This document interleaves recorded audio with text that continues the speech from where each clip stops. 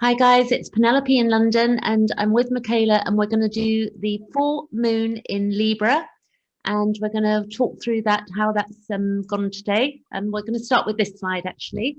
Jumped ahead there. We got the full moon at 8 degrees of Libra and we have, hi Michaela, by the way, Hi, sorry. hi Penelope. Hi everyone. Right. And then we got March it's 28th 2021, California 12 48 and New York 1548 and United Kingdom 1948. This beautiful piece of art reminded me, because Libra, we have balance or learning to balance more to speak, and it's by a lovely artist I found on my Facebook page, and it's you can see the link here if you want to stop the video to see the artist there, because Yeah, she had some other beautiful art as well. It's beautiful, isn't it, this yeah, picture? lovely. Yeah, I love it. Those are herons, are they? The I birds think or, possibly, maybe. or I'm not a great bird. I know I've seen a lot of pictures of birds, but I do with names. I'm not great on the names of them. yeah.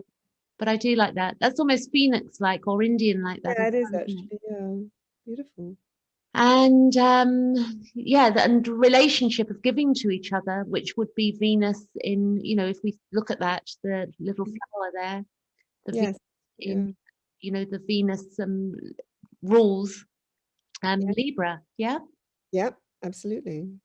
So this is the chart we're looking at, but we will jump to solar fire. Do you want to say anything about this chart, Michaela? Oh, well, I'll let you go Okay, first. that's all right. So then what we'll do is we'll go to the next slide. And these are the aspects, the main aspects, like the close aspects. There's a lot of aspects on a chart always, but these are the closer ones. We got the sun always in opposition to the moon. When it's a new moon, it's a conjunction. So for anybody out there that doesn't know that, it took me a while to get that in my head when I began learning astrology. And then we have the sun conjunct Venus, and the moon is opposing Venus, and the moon is in conjunct, which is called here it's normally in conjunct Uranus. And then we've got the node conjunct Mars. Lilith is sextile to Mercury. So Lilith is this is true Lilith, this aspect here. And we've also got Chiron conjunct the sun and Chiron opposition the moon and Chiron conjunct Venus. So there's a lot of our woundiness come up here with the Chiron, which is our hypersensitivity. And this is quite a beautiful image as well. And the artist is there. And whilst I've got this up, I'm just going to read through some of the understanding of the archetype of Libra, and so that people understand what it's about. Is that okay, Michaela? Yeah, great. Yeah. So the Libra, we got keywords. We've got where we would be listening. It's about extremes. It's polarity. It can be about the mask, denial, relatedness, codependency, objective awareness. It's social. It's to do with the other. It's relationships and compassion. And it's about others' needs. It's also to do with projection, which is a lot of the Carl Jung work, and pleasing others, which again can be codependency. We've got, and on the, that's on the lower note, but on the higher octave, pleasing others can be a beautiful thing to do as well. We've got choices, beauty, and we can have the surface and it can be shallow. And we've got half truths, and where we can be boundaryless. It's also about Libra's social grace, and there can be damaged trust and intimacy, and also idealism and appearance. And with the Aries, which is the sun, what we're looking at is to do with separation, anxiety of separation. There can be anger and rage because the ruler is Mars. We've got desires, and it's our desire nature, identity. It can be war, it's about the self, and there can be violence with the Mars aspect with Aries. Our sexual instinct, it can be impatience and impulsivity and primal, because the baby, it's the first sign of the zodiac if we look at this. Expression of will, it's where we might think we're superhuman and have a special destiny. It's also in part narcissism and self-interest, and the warrior, the pioneer and destroyer, and also paranoia. So then if we go ahead here, we're going to now share the screen, a new share, and we're going to share the emanated chart and talk about the chart. Okay, so Michaela, what do you see here today? We've got this chart, and it's we're going to go back a couple of hours because the time now, we go 8:18, wasn't it? Yeah. Let's go. I didn't have it ready, but that's okay. So we're going to go back to 818, 818 there, and 817, and we've got the moon. Where's the moon gone? There. It's over the other side now. Oh yeah, sorry. Yeah. Where's the moon gone? Sorry. Where's the moon gone? It's definitely there because it's opposite. I was looking for it to be in the Western Hemisphere. I want to go forward. So 8. So that's it. So that's 80. That's 9. So let's just go here. We'll start from here because that's the aspects there. All right. So looking at this, I mean, what I noticed was that Chiron, which is our hypersensitivity. So that was the big thing, and the Venus, and then all opposing the moon. So what would these mean opposing the moon for us? Well, the full moon, as we were saying, it's illumination. So it's highlighting. Chiron and Venus is the wound. It's the wound of relationships, anything to do with Venus, you know, with love. And our inner needs. Inner needs, values, money as well, our assets. So at the moment it's showing that we're very wounded. And so in the individual, obviously, so individually it's highlighting our wound, and collectively as well.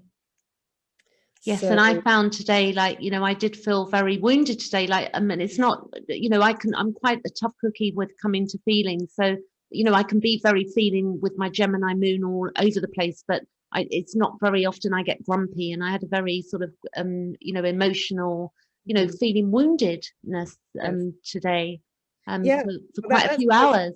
Yeah, because the full moon does accentuate emotions anyway. Yeah. And, you know, this is, I mean, these are cardinal signs. So that's what's good to know about Aries, obviously, and Libra, because that is the cardinal cross with Cancer and with Capricorn. So and Aries is where we initiate. It's where the natural chart begins, the natural zodiac. So this is spring, this is the beginning, this is initiation. But here we are trying to make a new start. But we're making a new start with Chiron, Venus, and the Sun. It's called Kazami when any planet is absolutely conjunct the Sun, because it's melded together with it, which accentuates it. But it also does mean it's hard to get a perspective, because if something is completely, it's like the sun is so bright it blinds. So you do need to get a perspective, and how you would get a perspective on it is you go to the farthest point, which would be either through Cancer. Well, Cancer rules the moon, so the moon is asking us to get a perspective on this wound that we're not getting at the moment. Now we are so merged with it that we're not able to get perspective. But the moon is showing, you know, that's why it's showing it up.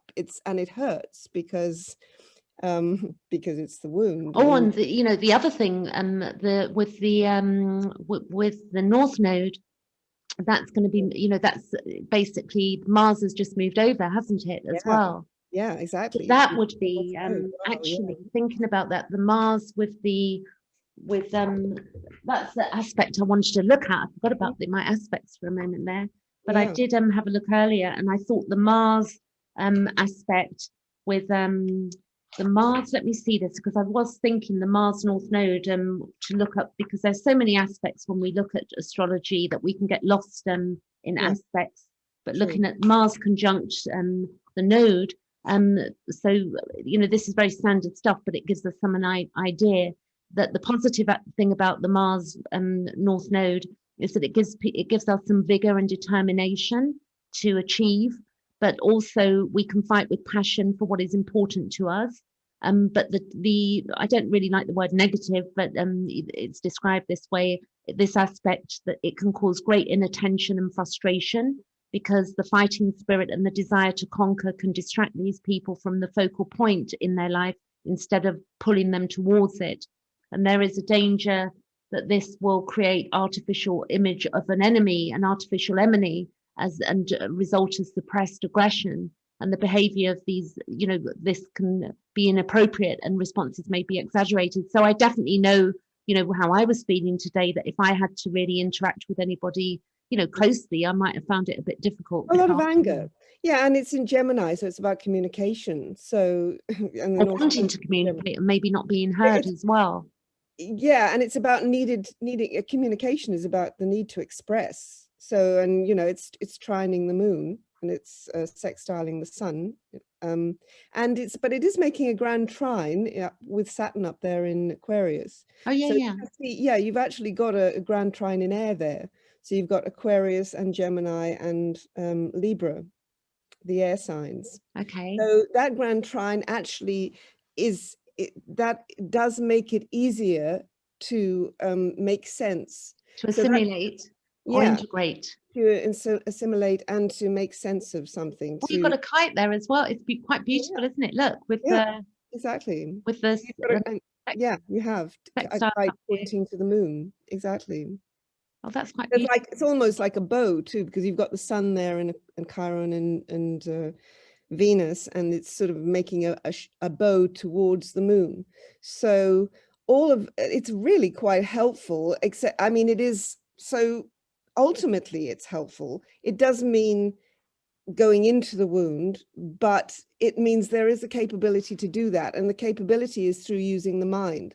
So although it's emotional, you use your mind, you logically work things out, you take the steps in order to get perspective. Absolutely. I found this in dreams. And as I said to you earlier, that, you know, the last, my dreams have been very active the last few, you know, definitely more active the last few days. And, you know, quite old stuff from my history in my Yeah, life. well, I mean, that Mercury is conjunct Neptune, of course, in Pisces. So although it's using the mind, it's also using the it's going into the unconscious and into in the Well, this intuition. is interesting because when I do actually do drop off to sleep, I see faces for the first you know, I Mm, can see faces before I go into that, you know, really dropping off. yeah.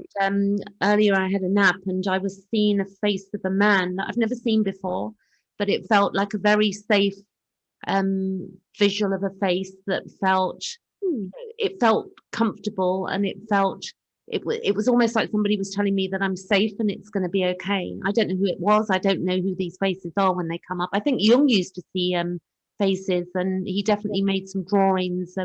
I think there's one in his red book maybe of the different faces that came to him.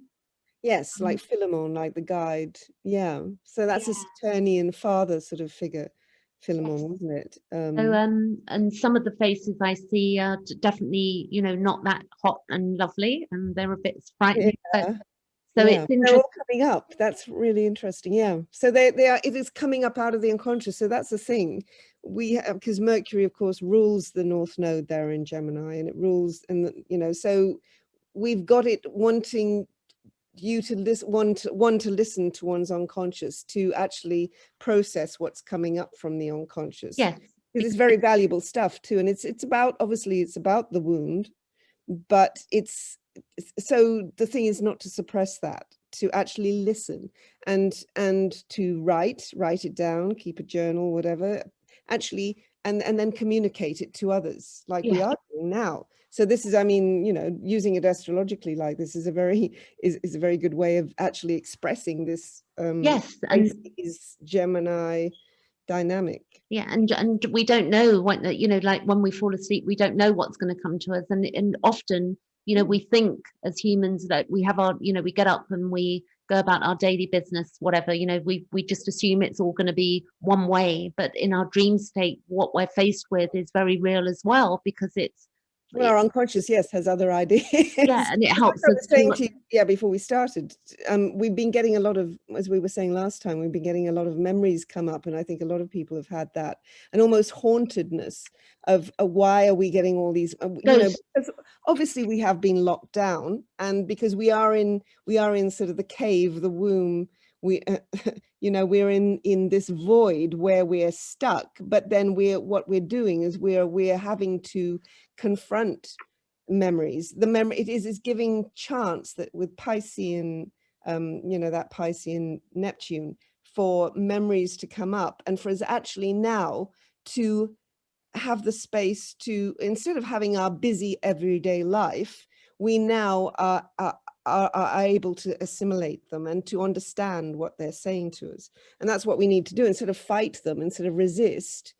We need to do the Piscean thing and actually go into them like Jung did. You know, he was a And then master we've got at that, and that Mercury is square the node. So with that, that. it's the aspect that gives us, you know, it's to do with our intelligence and, you know, also Yes, where, working out using the mind, like yeah, Jung said, he was very intuitive and got in touch with his unconscious. yeah, But he said, then you process it through the mind, yes. which is the Mercury, which is the So gem. searching the background for our motives and, you know, being, you know, critically and creatively, you know, as well, we can deal with that part of our personality creatively. Well, the shadow too, and that I think in this chart, it's because Uranus is 8 degrees Taurus, Yeah. so it's actually making a quincunx to the moon.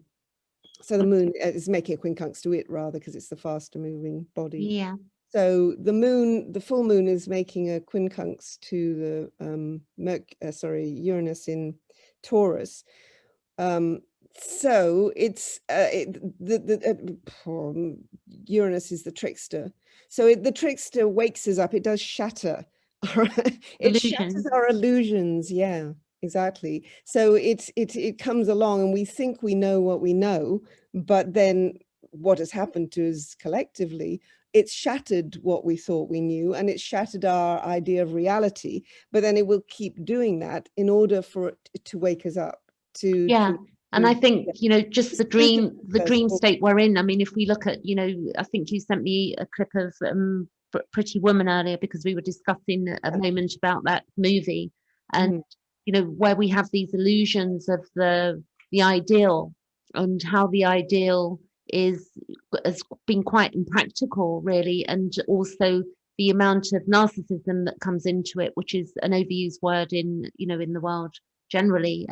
But to really understand the pain that we cause each other through, you know, Yeah, through not looking at our own shadow. Because if we can't look at our own shadow and we're just hiding it, then we're sort of lacking in empathy. If we can't look at our own, then how can we assist others? exactly. Well, I mean, that movie at the end was very clever too, because it was about the knight, you know, saving the damsel The in feminine, distress. Yeah, but then she says that last line, but she saves him right back, yeah, because smart yeah, cookie. exactly. It's not, it's not about being saved by anyone, it's saving each other, but also saving oneself, And you know. that's quite Libra, isn't it, really? Yes, exactly. Exactly. Amazing. Well, Libra balances too, so it Well, is not about feeding, balance. but yeah, balancing each other out. Yeah, Really. it needs a balance. You know, the thing about Libra, we think that Libra, you know, Libra can be idealistic about, you know, the relationship, and the Yeah. relationship will save one and all that sort of thing. And it should be all lovely and nice and romantic and all this stuff. And we do get caught in that illusion, I'm We afraid. do. I've done it many times, believe me. But the thing is, with Libra, it does need to balance with Mars, because it's, you know, opposite Aries, which is ruled by Mars. So really what you've got is Mars opposite Venus, and they are opposite each other. They are not together. Yeah. But the point is to find a balance in between them. So you can't just have all lovely Libra or romantic and lovely and get saved and be the damsel in distress. You yourself have to find the Mars in yourself if you're a Libra. And then if you're an Aries, you have to find the Venus in yourself. And then the Venus, with the Venus on Chiron as well, that would be our needs possibly as well, where we're looking at the Sun conjunct Venus. It's quite lovely, isn't it? It's an aspect, it's the It feminine. is, and it's, yeah, and it's the prospect of healing, but we can't heal. We can't heal these wounds and these they're really misconceptions. Our wounds are caused by, if they're not our misconceptions, they're the misconceptions of others who have then wounded us because of their lack of perspective, because they've been caught in their own wounds and haven't been able to see that, you know, and they lash out and they cause all sorts of harm to people. We Exactly. are, And then we get the complexes and then mm, and yeah. then we get And then we take triggered it and then personally, we don't act we? out. Yeah, and as we were just saying, we take it personally. We think, why have they done that to us? But really, they're doing it out of their pain. We have just been, In the firing line. we've been in the firing line, but we've also, you know, the reason why we do hook up with certain people, with relationships or with friends or with anybody, is a mysterious unconscious vortex, isn't it, that brings certain people towards us in order, because we sense there is, it's always to do with the wound. So it's always to do with healing. So even if it seems negative, still that relationship is to do, you know, even if they open up your wound, Yeah. and you open up theirs, the Well, point, the growth is it can be yeah, tremendous, you know. the point, the ultimate unconscious imperative is to heal the wound. It just means that that wound has to be opened up first. And unfortunately, if we can't do it any other way, if we don't get conscious ourselves, or other people don't get conscious, if none of us get conscious, then we end up keeping hurting each other in order to open up the wound. Whereas we could do it in a different way. We could become conscious, first of all, of our own wounds and of others. And that's what the shadow is about, isn't it? That's what Jung was talking about, being aware of our own shadow that is wounded, that is full of rage and hatred and is in pain, so it lashes out at others. Absolutely. And the moon and opposite Venus it can create confusion about real feelings and emotional needs, because Yeah. and then we've got also we've got the node trine Saturn, which is nice. And then just looking along my list here, the node trine the moon, we can see that with all of the connections going up there. And then the node conjunct Mars. What else is going on here? So, the Saturn square Uranus is going on all year. Saturn square Uranus. Yeah, Yeah. that's the big picture. Yeah, exactly. And then also we've got Pluto is going to be going retrograde in April. That's going to be a big one. Yeah. What does it go back to? What degree does it go back to? I think I looked, and I think it might be 24, but I might be wrong. I don't want to say that I'm absolutely right on that. We could actually have a quick look. I mean, I think we've done with this, but it would be interesting to have a quick look. Should we push it forward and see what we got here? We'll go by weeks, because I can Looks move like quickly. it's going to be squaring, almost squaring Eris again. So that should be interesting. Yeah. So what we're doing, guys, we're going back to that square of Eris at nearly 24 Aries. Yeah, so we're going to look at Pluto up here, guys, and we're going to go forward, and we're just going to see when that goes into retrograde, which is in about 4 weeks' time, and see where it goes. 1, 2, 3, 4, 5. There you go. That's retrograde at 26, and we're going to go forward. And this is July, and this is August, and it takes its time. And there you go, and then we're out of it. So yeah. So it's pretty much, yeah, it's going to square Eris again. So it's one last square to Eris.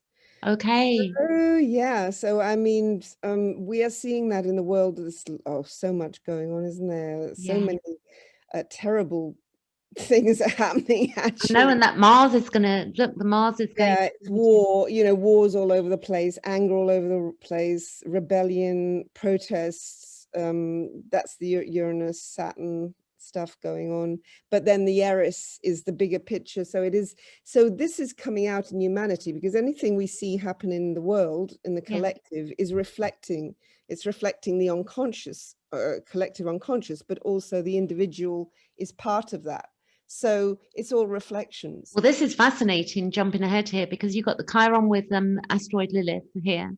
And you've got the, Mars with the sun, and then squaring to, so whatever's happening in October, well, we won't hold up. Oh my God, that's my birthday. Is it your birthday? Is it really? 3rd of October. Oh my gosh. Oh, maybe it's good to look ahead. No, I don't think I'll go to a war zone. We're going to go back on this, and interesting. Oh my God. Yeah, the true here. I'll have to look closer at that one. Yeah, so then we're going to go back by we're just going to take it back to let's come back to the July and see what's going on there. This was a full moon video, but we've taken it somewhere else as well, which is always interesting with astrology, because we're always learning. So yeah, we've got going on up here, that will be a sextile to Neptune, sextile to Pluto. Sure. And that's again, so finding out, so you, so on the very big picture, you've got the Eris Pluto square that's still ongoing, is it? And it's Absolutely, going, here 25, yeah, 24. You yeah. can see that, guys. So that's the big picture, and that's in humanity. That's our, I mean, that's our warlike. Eris is the because you brought that up, didn't you? Absolutely. About I think Eris, there was a the definition. golden apple. The Yeah. definition is it is warlike. You know, Yeah. there Well, Eris in the myth, isn't it? She discord. produced the golden apple of discord. So Absolutely, of chaos, in other words. the goddess of discord. Yeah. So it is about, she, you know, in the myth, she caused the Trojan War. Well, this is fascinating because if you look at this, with the Chiron will be retrograde, but you've got these two very much. I mean, I know there's a bit of a push there with the 24, the asteroid and Chiron. Yeah. Because so the three of them sort of like dancing together. Right. Exactly. Which they are at that point, and that's in July. Yeah, because that is the collective wound of the world. I mean, it's enacting rage, isn't it? So it's the unconscious rage that's now coming out in the world, that's being What is it? Because we've got a way to go, because although we're not going to go into the politics of it, but some people want to be vaccinated, some don't know. And then we've got the travel thing. So, I can see there's going to be chaos is going to be revealed to us of how this is going to work out. Because some people don't want to be controlled. And some people, nobody's really clear on what the whole picture is at the moment. We're still unraveling. Yeah, the thing about control, I think, is it's represented by Saturn squaring Uranus. So Uranus is about it's about free will, breaking free of limitations. Yeah, about breaking limitations, breaking bonds, and it's the opposite to Saturn, in other words. So Saturn is about law, government, authority, the rules. So when we get Saturn in a clash square with Uranus, it's about going against the rules, or what are the rules? Are they fair rules? So all of this is coming up into question. Well, this is interesting as well, because that's retrograde at that point in July, and then it will go forward again. So that will go back to 6, and then it will start marching forward. And we do know that, for those who don't know, that Uranus is about 84 years around the chart, and Saturn is 29. So that will catch up. Yes. It will move forward again, and so it's definitely it's the whole year, isn't it? It's the whole of 2021. Yeah, exactly. So this is the big thing of this year. It is about, so that's why we're getting all this rebellion against governments and against the rules and everything, and it's going to get worse before it gets better. Well, we say worse, but these things have to happen, because we weren't taking responsibility as citizens, really, as individuals.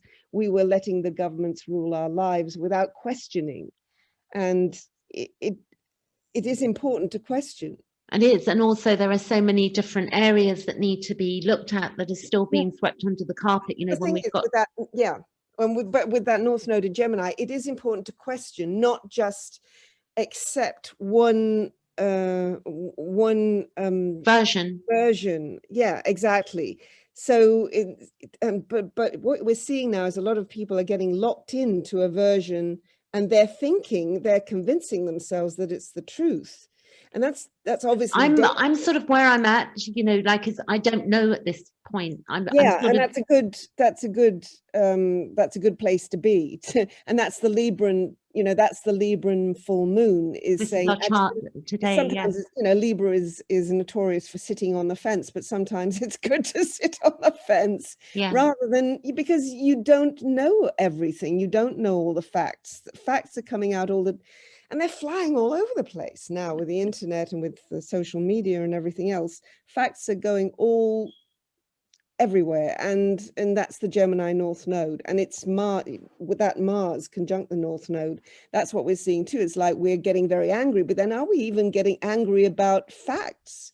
Are we getting angry out of just perceptions that could be totally delusional? I know, it's really interesting being human, because so much of it is just it's just perception and illusion, so much of it. exactly. feelings and Yeah, triggers from the we have to be past very and careful about that imprints because we could be getting ourselves all in a tiz and for, stressing ourselves out. when we simply haven't looked at a different aspect. Yeah. And So so that that's what the full moon is telling us to do. It's and that yeah, node will be there for another 9 months. It's yes, halfway through, so exactly. a good 8 months. It's in the sign, and then it will move into the sign of Taurus, which will be actually. I think that will be interesting. You know, jumping ahead again there because Yeah, when I it do hits know I've got the the Taurus North node, and it really is about rolling up your sleeves and yeah, learning to meet one's own needs, and there's a lot on that. That will be quite an interesting time, I think, to very. see how that goes. And it'll be trining, trining Pluto as well before that. Oh wow, okay. That will Yeah, be interesting. Of course, yes, it will try and then it's yeah, applying, isn't it, to Pluto as well? And yes, they're both applying to each other. They're gonna do it yeah, on a crash course to meet at some point. exactly. Yeah, but it's all, in the evolutionary purpose. I Uh, agree. I've seen that in my own life. It's not always, it's not always, maybe the way we would have liked things to be, but there's something greater. There's that's it. greater gift. Yeah, we're so caught up in how we envisioned what we wanted to be, what we thought was, that we don't see what we've done, and it's our thinking, as we were saying today about Wetiko, or we were saying the other day, the Yeah. Wetiko thinking. It's an illusion. It's the mind virus that actually makes you think something that could be totally erroneous. And and there you are, realizing you've actually caused yourself and maybe even others a lot of pain through erroneous thinking. Well, I think this happens in relationships when people, when things come to endings, that often people can look back and think, wow, I really got that, I was really way out there on Yeah, my assumptions. And that's just through maturity as well. exactly. And even trauma where we've maybe have had heavy-handed trauma, that we begin to view things differently as through time. And I think one thing that is definitely my path is that whilst many of us have been victimized, is not to as hard as it is, once we've done the work on the CPTSD, is to move beyond that idea of not being a victim, but understand that yes, we've been victimized, and yes, it was painful and unfair and no Sure, justice. nothing takes away from that. No. But then to go beyond that and begin to go into some the depth of not narcissistic self-love, but a healthy self-love, and reparent ourselves so that we're not, the wounds can be softened. Yes, and perspective just changes things so much that way. It's amazing how changing your perspective. So it can't be forced, hey, as well. Be changed. Yeah, the past can't be changed, but it can be changed in your mind, and that's the liberating thing here, and that's the liberating thing of this full moon is saying, because it's quincunx to Uranus, and Uranus is breaking things apart. It's breaking our value structure apart. It's breaking our relationships apart. It's because it's also, Taurus is ruled by Venus. So it's breaking all that apart in order to say, just a minute, look at, as we just said, look at this a different way. You can maybe think you can't change the past. No, you can't change the actual events, but you can change your perspective on the past. Absolutely. And I would say for the people going through, my own, the CPTSD, the deeper stuff, that, with good psychoanalysis, or, information, or even looking at your chart, or exploring yourself and looking at the shadow, will begin to lift you out of the depths of the, yes, because it can take one or two realizations that just can release you all of a sudden. Absolutely. And I think that's this chart is saying. That it's saying you're the key, which is Chiron is the key to the prison, to the wound. The key is right there. It's right there for you to take, and the key is look at your perceptions. Absolutely. Look at the past. Let your own unconscious tell you. Listen, don't be afraid to feel the pain, because it's painful when memories come up. But if you can then go through that and then get what your unconscious is telling you, and it will tell you in so many ways, won't it? With synchronicity, with messages all around you all the time. It's like a receptor and a transmitter going on constantly, the universe. So it can tell you, it can inform you. So it's being willing to go through that pain barrier and be willing to get the message that just consider that something that you didn't consider about the past can just change it, can just open that lock. Absolutely, that's a good way of looking at that K, the Chiron K, and then our inner needs with the, you know, with the self as well, because that's in, you know, I've got like the lock, isn't it? Actually, that does look like Venus with the lock and Chiron the key right there. And Venus, I've got Venus Aries at birth and at 18 degrees, and I think that, you know, this is about self and self creativity. So that would be pointing to, you know, the inner. The inward, how we can use creativity to, you know, instead of, I would say with me, how I use that, instead of just suffering, I put out creativity that changes my mood and the way I feel about things, that it keeps me continuously growing, because that's my inner need to, you know, be creative in that way. Exactly. Well, I mean, Uranus is, I mean, that is the other thing about Uranus too. It can unleash creativity, and it is in the sign of Venus again in Taurus. So, and it's making that quincunx to the moon. So it's unleashing creativity as well. So although, you know, we see it in the world, although we are, you know, finding this really difficult, this pandemic, obviously, it's unleashing, if we can get to that, it's unleashing so much creativity. It is. And, you know, just we hadn't thought of again, that we hadn't given ourselves time to do, as you were saying about, you know, a business that you lost. Well, you'd held on to it, but then something just shattered it. Yeah. Uranian shattering. And then you find, just a minute, your creativity is then unleashed. It was, and it's the best thing that ever happened to me, you know, and I wanted to let that go, but there was fear. And that's the other thing with the Pluto in 2 in my second house. It's doing the same thing.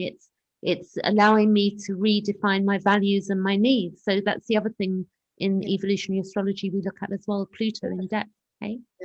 That's a really good chat on this, Michaela. That's really good. Thank you.